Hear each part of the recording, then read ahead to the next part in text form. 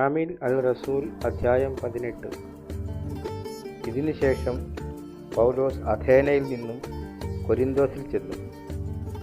അവൻ പോന്തസുകാരനായ അക്കീല എന്നൊരു ജൂതനെ കണ്ടുമുട്ടി. അക്കീല തൻ്റെ ബീവിയായ പ്രിസ്കില്ലയോടൊപ്പം ആ ഇടയ്ക്ക് ഇത്താലിയയിൽ നിന്ന് എത്തിയതേ ഉണ്ടായിരുന്നുള്ളൂ. എല്ലാ ജൂതരും റുമാനി വിട്ടുപോകണമെന്ന് ക്ലാവുദിയൂസിൻ്റെ കൽപ്പനയുണ്ടായിരുന്നു. പൗലോസ് അവരുടെ പുരയിൽ ചെന്നു. പൗലോസിൻ്റെയും അവരുടെയും തൊഴിൽ ഒന്നായിരുന്നത് കൊണ്ട് അവൻ അവരുടെ കൂടെ പാർക്കുകയും ഒന്നിച്ച് ജോലി ചെയ്യുകയും ചെയ്തു. കൈമ നിർമ്മാണമായിരുന്നു അവരുടെ ജോലി. എല്ലാ സാബത്തിലും അവൻ പള്ളിയിൽ വെച്ച് സംവാദം ചെയ്യുകയും ജൂതരെയും യുനാനികളെയും ബോധ്യപ്പെടുത്തി അവരെ സമ്മതിപ്പിക്കുകയും ചെയ്തു. സീലാസും തിമോത്തിയും മക്കദോനിയായിൽ നിന്ന് എത്തിച്ചേർന്ന വക്തിൽ പൗലോസ് റൂഹിൽ നിറഞ്ഞ് തീഷ്ണതയോടെ ഈസ തന്നെയാണ് അൽ മസീഹ് എന്ന് ജൂതർക്ക് ഷഹാദത്ത് നൽകി. അവർ പൗലോസിനെ എതിർക്കുകയും കുഫ്ർ പറയുകയും ചെയ്തപ്പോൾ അവൻ സ്വന്തം ഉടുപ്പ് കുടഞ്ഞുകൊണ്ട് അവരോട് പറഞ്ഞു, നിങ്ങളുടെ രക്തം നിങ്ങളുടെ തന്നെ തലയിൽ വീഴട്ടെ. ഞാൻ സ്വാലിഹായവനാണ്. ഇനി ഞാൻ ജൂതരല്ലാത്തവരുടെ കരീബിലേക്ക് പോകുന്നു. അതിനുശേഷം പൗലോസ് ദീനിയായ തീസിയോസ് യുസ്തോസ് എന്നൊരാളുടെ ബൈത്തിലേക്ക് പോയി. പള്ളിയുടെ തൊട്ടടുത്തായിരുന്നു അവൻ്റെ ബൈത്ത്. പള്ളിയുടെ കാളിയായ ക്രിസ്പസും അവൻ്റെ അഹ്ൽ ബൈത്ത് മുഴുവനും റബ്ബിൽ ഈമാൻ അർപ്പിച്ചു. കൊരിന്ത്യോസ്യരിൽ പലരും കലിമ കേട്ടു ഈമാൻ അർപ്പിക്കുകയും മഹ്മൂദിയ കബൂലാക്കുകയും ചെയ്തു. രാത്രിയിൽ റബ്ബ് മിറാജിൽ പൗലോസിനോട് പറഞ്ഞു, മിണ്ടാതിരിക്കരുത്, പേടിക്കാതെ ഖുതുബ പറയുക. ഞാൻ നിന്നോട് കൂടെയുണ്ട്. ആരും നിന്നെ ആക്രമിക്കുകയോ അദാബിലാക്കുകയോ ഇല്ല. ഈ മദീനയിൽ എനിക്ക് ഏറെ ആളുകളുണ്ട്. പൗലോസ് അവരുടെ ഇടയിൽ അള്ളാഹുവിൻ്റെ കലിമ തഅലീം നൽകിക്കൊണ്ട് അവിടെ 1 വർഷവും 6 മാസവും പാർത്തു. ഗല്ലിയോൻ അക്കായയിൽ ഹാക്കിമായിരിക്കുമ്പോൾ ജൂതർ കൂട്ടമായി പൗലോസിനെതിരെ തിരിഞ്ഞ് അവർ അവനെ അദാലത്തിന് മുമ്പിൽ കൊണ്ടുവന്ന് ഇപ്രകാരം പറഞ്ഞു, ഈ ഇൻസാൻ തൗറാത്തിന് വിരുദ്ധമായ രീതിയിൽ അള്ളാഹുവിന് ഇബാദത്ത് ചെയ്യാൻ ജനങ്ങളെ പ്രേരിപ്പിക്കുന്നു. പൗലോസ് സംസാരിക്കാൻ തുടങ്ങിയപ്പോഴേക്കും ഗല്ലിയോൻ ജൂതരോട് പറഞ്ഞു, ജൂതരെ, വല്ല ജറീമത്തോ മുജ്രിമോ ആയ കാര്യമാണെങ്കിൽ നിങ്ങൾ പറയുന്ന സങ്കടം ക്ഷമയോടെ തീർച്ചയായും ഞാൻ കേൾക്കുമായിരുന്നു.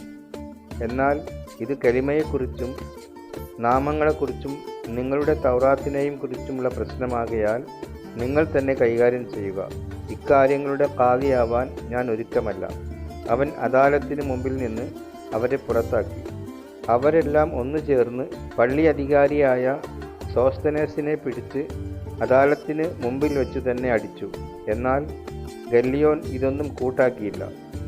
പൗലോസ് കുറേ നാൾ കൂടി കൊരിന്തോസിൽ പാർത്ത ശേഷം ഇഖ്വാനികളോട് യാത്ര പറഞ്ഞ് സിറിയയിലേക്ക് കപ്പൽ കയറി.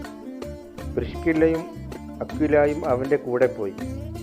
പൗലോസിന് ഒരു നേർച്ചയുണ്ടായിരുന്നതിനാൽ കെംക്രയായിൽ വെച്ച് തല മൊട്ടയടിച്ചു. അവർ എഫേസോസിലെത്തി. അവൻ മറ്റുള്ളവരെ അവിടെ വിട്ടിട്ട് പള്ളിയിൽ പ്രവേശിച്ച് ജൂതരുമായി സംവാദത്തിലേർപ്പെട്ടു. കുറേ നാൾ കൂടി അവരോട് ഒത്തുപാർക്കാൻ ജൂതർ ആവശ്യപ്പെട്ടെങ്കിലും പൗലോസ് സമ്മതിച്ചില്ല. അള്ളാഹു അനുവദിച്ചാൽ ഞാൻ നിങ്ങളുടെ അടുക്കലേക്ക് തിരിച്ചു വരുമെന്ന് വാക്ക് കൊടുത്ത് അവൻ യാത്ര ചോദിച്ച് എഫെസോസിൽ നിന്ന് കപ്പൽ കയറുകയും ചെയ്തു. കേസറിയയിലെത്തി അവിടുത്തെ മഹലിനെ സലാം ചെയ്തിട്ട് അവൻ അന്ത്യോക്യയിലേക്ക് പോയി. കുറേ കാലം അവിടെ പാർത്ത ശേഷം അവൻ യാത്ര പുറപ്പെട്ട് ഗലാത്തിയ, ഫ്രീജിയ എന്നീ പ്രദേശങ്ങളിലൂടെ സഞ്ചരിച്ച് എല്ലാ സഹാബിമാർക്കും ഖുദ്റത്ത് പകർന്നുകൊണ്ടിരുന്നു. ആ ഇടയ്ക്ക് അപ്പോളോസ് എന്നു പേരുള്ള അലക്സാണ്ട്രിയക്കാരനായ ഒരു ജൂതൻ എഫെസോസിൽ വന്നു. അവൻ ഖതീബും കിതാബുൽ മുഖദ്ദസിൽ മാരിഫത്ത് നേടിയവനുമായിരുന്നു. റബ്ബിൻ്റെ ത്വരീഖയെക്കുറിച്ച് അവന് തഅലീം ലഭിച്ചിരുന്നു. അവന് യഹ്യയുടെ മഹ്മൂദിയെക്കുറിച്ച് മാത്രമേ അറിവുണ്ടായിരുന്നുള്ളൂ. എങ്കിലും ഈസയെക്കുറിച്ചുള്ള കാര്യങ്ങൾ റൂഹുള്ളായിൽ ഉണർവോടെ തെറ്റുകൂടാതെ തഅലീം നൽകുകയും ഖുതുബ പറയുകയും ചെയ്തിരുന്നു. അവൻ പള്ളിയിലും ഷജാഅത്തോടെ ഖുതുബ പറയാൻ തുടങ്ങി. പ്രിസ്കില്ലയും അക്വിലായും അവൻ്റെ ഖുതുബ കേട്ടു. അവർ അവനെ കൂട്ടിക്കൊണ്ടുപോയി അള്ളാഹുവിൻ്റെ ത്വരീഖ കൂടുതൽ സറാഹത്തായി പറഞ്ഞു കൊടുത്തു. അപ്പോളോസ് അക്കായിയായിലേക്ക് പോകാൻ ആഗ്രഹിച്ചു. ഇഖ്വാനീങ്ങൾ അവനെ ഉത്സാഹിപ്പിക്കുകയും അവനെ കബൂലാക്കുന്നതിന് സ്വഹാബികൾക്ക് എഴുതുകയും ചെയ്തു. അവിടെ എത്തിച്ചേർന്നതിന് ശേഷം അള്ളാഹുവിൻ്റെ നിയമത്തിനാൽ ഈസയിൽ ഈമാൻ കബൂലാക്കിയവരെ അവൻ വളരെയധികം സഹായിച്ചു.